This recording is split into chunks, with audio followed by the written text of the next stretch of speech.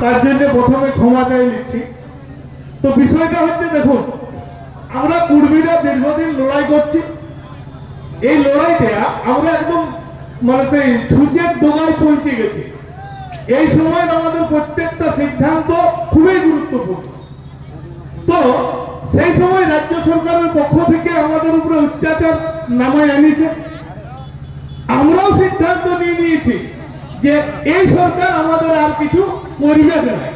সেই কারণে পুলিশকে দিয়ে আমাদের প্রতি অত্যাচার শুরু করেছে।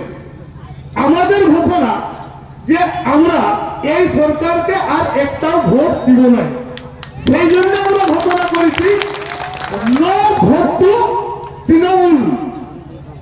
এইটাকে যখন আমরা কার্যকরী করতে চলেছি, তখন সরকার তো উদ্বাই ছাড়িয়ে দেবে, কি মাঠটা ছাড়িয়ে দেবে না।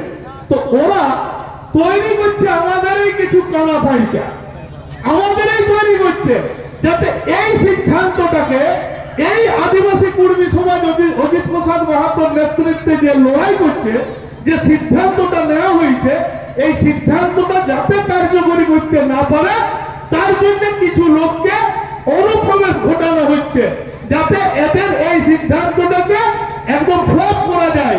আর আমরা ঠিক করেছি যে এই তৃণমূল সরকারের আমাদের এই পুরুলিয়া নয়া শূন্য করে দিব, একদম নয়া শূন্য করে দিব। তো সবাইকে শপথ নিয়ে নামতে হবে। 51 জনকে তো জেল খাটাইল একদম বিনা দোষে। সরকারের উচিত ছিল যে এই লোকগুলো কেউ রেলে ট্রেকেই যায় নাই, অথচ তাদেরকে শর্ত সাপেক্ষে জামিন নিতে হলো। এসপি সাহেব যদি মনে করতেন, কোর্ট যদি পর্যবেক্ষণ সঠিকভাবে করতেন এবং আমাদের চার্জশিটটা যদি সঠিকভাবে পৌঁছাইত, কোন শর্তের জামিন জামিনটা শর্ত সাপেক্ষে হইতে পারে যে 26 তারিখে এদের উপস্থিত থাকতে হবে থানায়, সপ্তাহে যেতে হবে থানায়, এইরকম কোন শর্ত আরোপ হইতে পারে। মামলাটা এখানে ক্লোজ হয়ে যেত। কারণ মমতা ব্যানার্জির সাথে আমরা কলকাতায় বসে বলেছিলাম যে কুর্মী জাতির নামে যে মিথ্যা মামলাগুলো আছে, সেই মিথ্যা মামলাগুলো আপনি প্রত্যাহার করুন। আগের গুলোই প্রত্যাহার করে নাই, মানে এই সরকারকে আমরা বুঝে গেছি।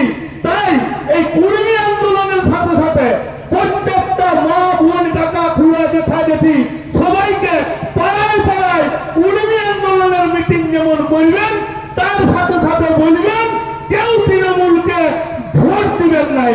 আর কতগুলো লোক বলছে যে ভোটটা কাকে দিব, তো ভোটটা কাকে দিব সেটা বাকি রাজনৈতিক দলগুলোর কি কি কর্মসূচি লিখছে কর্মীর জন্য আমরা সেটা লক্ষ্য রাখবো। এবং আমাদের মুরগুয়ায় যে ধরম চড়ুয়াহি হবে সেইখান থেকে আমরা ঘোষণা করব।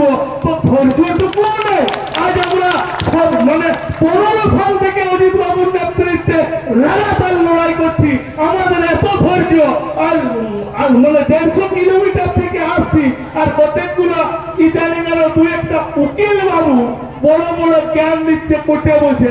তো আপনি জ্ঞান না দিয়ে এই পুলিশদের বিরুদ্ধে মামলা করুন, যারা আমাদেরকে বিনা দোষে এতদিন জেল খাটাচ্ছে। সেদিকে মুরাদ নয়, বসে বসে শুধু জ্ঞান ঝাড়িয়ে চলেছে। ভাই জ্ঞান ঝাড়িতে হবে নাই, আপনি মাঠে নামুন।